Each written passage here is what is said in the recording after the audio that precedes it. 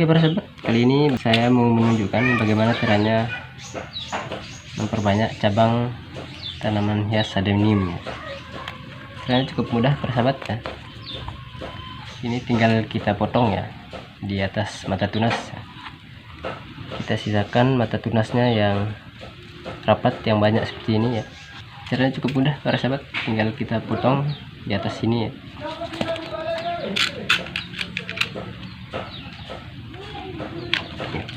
Kita potongnya agak miring seperti ini ya para sahabat, dan ini kita olesi fungisida ya. Boleh menggunakan salep kambium, kita olesi seperti ini ya. Dan kita potongnya agak miring. Oke para sahabat, cukup sekian, semoga bermanfaat. Tetap berkarya dan tetap semangat.